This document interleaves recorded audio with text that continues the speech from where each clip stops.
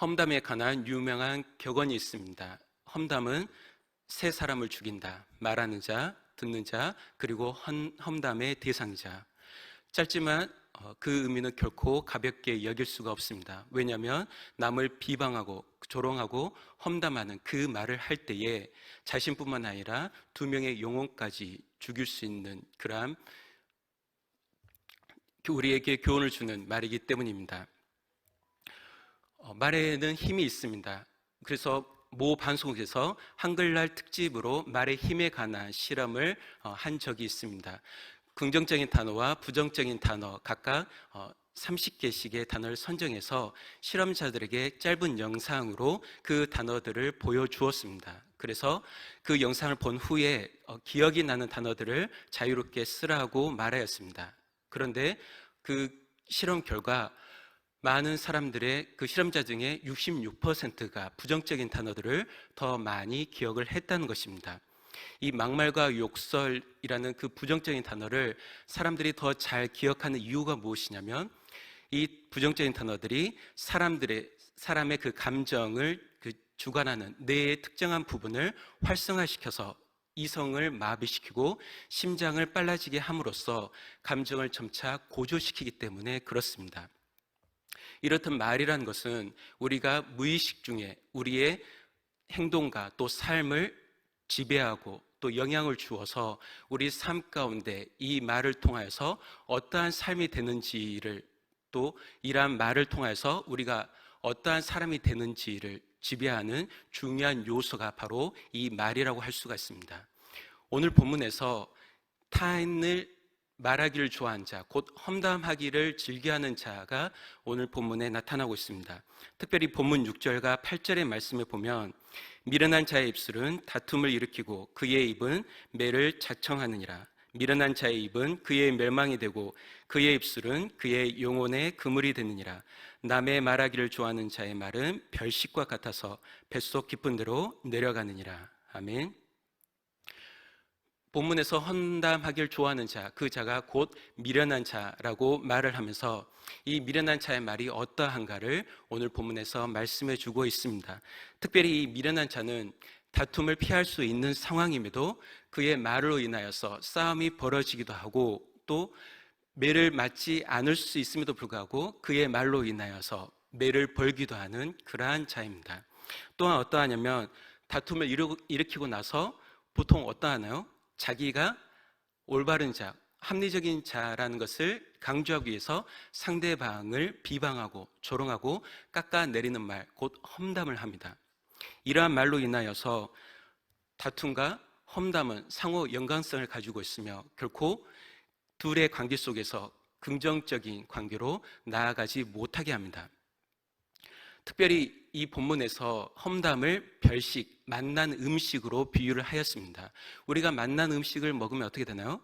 그것에 먹는 것을 즐거워하고 또 그 음식이 뱃속 깊은 데로 내려가는 이러한 표현 가운데서 이 험담이라는 것이 상대방을 비방하고 조롱하는 그 말을 하는 것을 즐겨하는 것뿐만 아니라 또 어떻습니까? 그 험담이 뱃속 깊이 내려간다는 것은 마음 깊숙이 저장이 된다는 것이죠. 그렇기 때문에 이 험담은 잘 잊혀지지도 않습니다.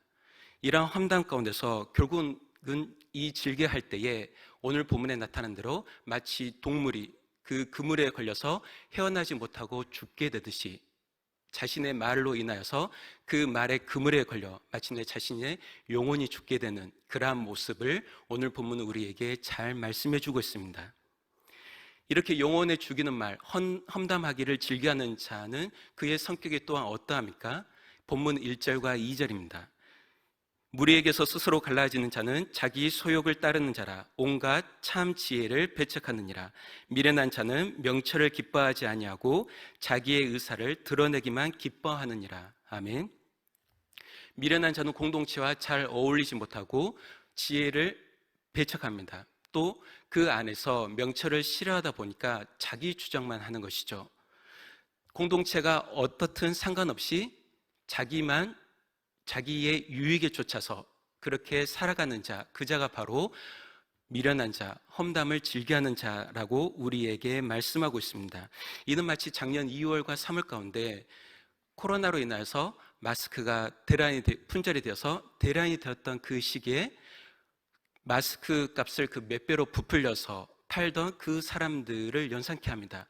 공동체가 어려움을 겪든 상관없이 자기에게 이익만 된다면 그 공동체의 어려움과 상관없이 자기 이익을 쫓아 그 마스크를 판매했던 그러한 사람들의 모습이 또한 공동체를 배척하고 자기의 이익을 쫓아서 자기 주장만 하는 그러한 사람의 모습을 우리가 생각할 수가 있습니다. 특히 이스라엘의 그 고대 이스라엘 공동체 그 문화는 그 집단 중심적이었기 때문에 한 사람의 죄로 인하여서 공동체가 피해를 입기도 하였습니다. 우리가 그 여호수아 시대의 그 아간을 또 생각하면 좋을 것 같습니다.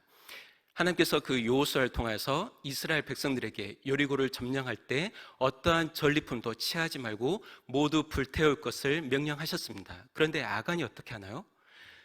그 여리고성에서 외투 하나와 은 200세겔 그리고 금덩이 하나를 자신이 그 몰래 취하여서 자신의 장막에 숨겨 놓습니다.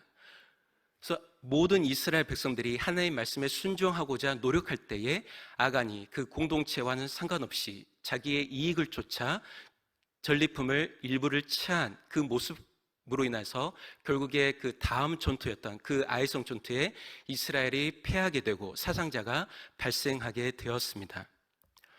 이러한 고대의 이스라엘 공동체뿐만 아니라 오늘 우리에게 이 교회 또한 마찬가지입니다. 사도 바울이 이 교회를 그리스도의 몸이라고 표현했을 때 단순히 이 교회가 하나의 공동체다라고 말하지 않고 유기적으로 서로 연결되어 있다라고 우리에게 말씀해 주고 있습니다. 곧 어느 누구 하나가 그 죄로 인하여서 이 교회가 무사한 것이 아니라 함께 질책을 받고 비난을 받게 된다라는 것입니다. 예를 들어서 우리가 대구동신교회가 생명사역을 강조하고 있습니다. 우리가 다 같이 사람을 살리고 키우고 고치는 이 생명사역에 동참하자라고 우리가 한 마음을 모아서 나아가고 있는데 어느 누군가 그 안에서 다툼을 일으키고 남을 비방하는 그러한 험담의 말을 하게 된다면 이 사람 혼자의 그 비난뿐만 아니라 어떻게 될까요? 우리 교회 전체까지라도 함께 비난을 받게 되고 멸시를 받게 됩니다. 이러한 미련한 자, 곧 남의 말을 즐겨하는 자, 이 험담하는 자는 타인이 어떠하듯이 자기의 소욕을 쫓아 공동체를 배척한다고 우리가 계속해서 말하고 있습니다. 그럴 때에 이 미련한 자가 자신의 소욕을 쫓아 계속해서 재물을 쌓게 된다면 아마도 그가 본문 11절에 나오는 부자의 모습이 아닐까 우리가 생각해 볼 수 있습니다. 그럴 때에 11절에 그 부자의 모습은 어떻습니까? 부자의 재물은 그의 견고한 성이라 그가 높은 성벽같이 여긴다라고 말하고 있습니다. 부자들 자신이 이 재물을 계속해서 쌓아서 또 축적하는 이유가 무엇이냐라고 한다면 이 자신의 재물이 자기의 삶을 또 보장해주고 또 남들에게 있어서 또 멸시당하지 않는 하나의 수단이 되기 때문이다라고 성경은 말씀하고 있습니다. 부자들이 자신의 그 재물을 가지고 더욱더 쌓아 올리는 이유가 무엇이냐면 자신의 재물을 통해서 타인에게 존경을 받거나 혹은 멸시를 당하지 않기 때문에라고 성경은 말씀하고 있습니다. 그러나 우리가 보다 더 생각해야 될 것은 이러한 부자들이 많아진다면 곧 공동체가 어떠하든 상관없이 자기의 재물에 쌓기만 급급한 이러한 부자들이 공동체에 많아지면 결국은 어떻습니까? 이 공동체는 결코 건강한 공동체가 될 수가 없습니다. 결국에는 그들의 이기심과 자만심과 또 타인을 멸시하는 그러한 마음 가운데 서로가 서로를 해하게 되고 상처를 주게 되는 그러한 공동체로서 나아가게 될 것입니다. 우리가 예수님께서 누가복음 19장에서 어리석은 그 부자의 비유를 말씀하신 것을 우리가 기억하길 원합니다. 그 어리석은 부자는 어떠한 자였습니까? 자신의 밭에 곡식이 또 풍성하여서 수확한 이후에 너무나 많았기 때문에 예전에 자신의 곡간을 헐고 새롭게 큰 그 곡간을 지어서 거기에 자신의 재산을 담습니다. 그러고 나서 이제 내가 평생도록 먹고 마시며 즐기는 일만 남았다라고 할 때에 하나님께서 그에게 뭐라고 이야기하십니까? 어리석은 자라고 말씀하신 후에 내가 오늘 밤 내 생명을 거두어 간다면 내가 준비한 이 모든 것이 누구의 것이 되겠느냐라고 말씀하십니다. 재산과 삶과 우리의 생명까지라도 그 모든 것이 누구에게 속하였다는 것을 우리에게 말씀해 주고 있습니까? 바로 하나님께 속하였다라는 것을 우리에게 말씀해 주고 있는 것입니다. 그렇기 때문에 미련한 자, 곧 이 헌담하기를 즐겨하는 자, 이의 모든 삶, 자신의 소욕을 쫓아 자기 주장만을 고집하며 내세우는 그의 삶이 결코 평탄할 수 없습니다.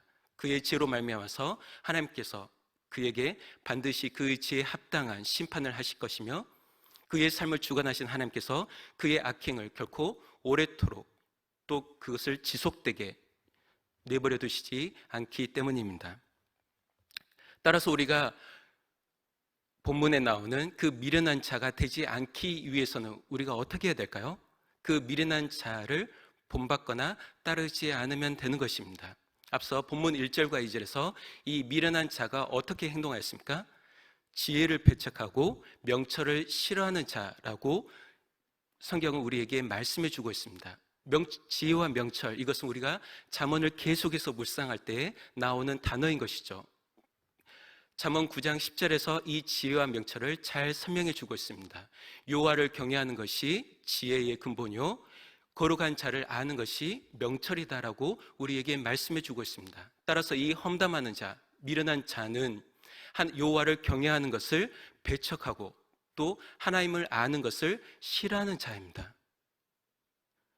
우리가 성경에 이러한 말씀을 들었을 때에 우리가 이러한 미련한 자를 되지 않기 위해서는 우리가 여호와를 경외하는 것뿐만 아니라 하나님을 아는 일에 누구보다도 힘써야 되는 자가 되어야 될 줄 믿습니다. 특별히 우리가 하나님의 자녀로서 이 땅 가운데 빛과 소금의 역할을 감당할, 특별히 우리가 생명 사역자로서 우리가 이 시대에 부름을 받았을 때에 우리가 누구보다도 여호와를 경외하고 하나님을 아는 일에 우리가 힘쓰길 원합니다. 곧 내 모든 삶에 하나님의 살아계심을 확신하고 그분께서 내 삶을 주관하시고 다스리시는 참 하나님이심을 우리가 고백하여서 우리의 모든 삶을 주님께 맡기고 그 말씀 가운데 순종함으로써 합당하게 하나님께 영광과 예배를 드리는 것, 이것이 바로 여호와를 경외하는 자의 모습이라 할 수 있습니다.